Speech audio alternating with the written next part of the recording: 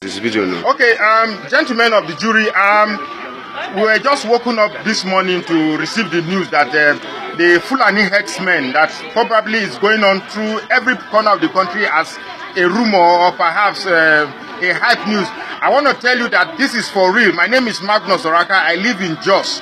I'm not scared because I can never be scared. What is going on right now in this country is beyond beyond assumption. This is wrong and this is absolutely wrong.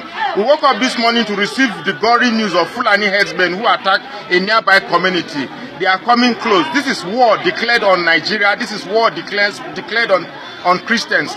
It is time we all rise up against this menace. It is time we all rose up to fight what is on our hands. This is no longer about APC. This is no longer about South. This is no longer about North. It is about Christianity and Islam. If you still think this is a joke, we are losing it. If you take a look around, we have three. Are there three? Yeah. We have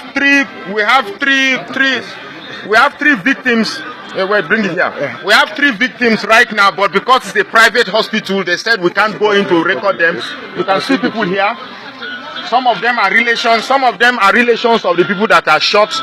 These are, I mean, the war against us now is funny. How do we fight this war? We have no guns, we have no sword, we have no knife. All we have is stick. What is the advantage of stick and guns? So when you see this message, don't think it's real. We are under attack. I urge the country to rise up against Buhari. Buhari is an idiot. Buhari is an idiot. Look at my face. I'm in Jos. Whoever thinks is a Buhari supporter, come and attack me. Come and look for me. God punish all of now we vote Buhari, and anybody still supporting Buhari, God punish him. That's all. God punish all of you.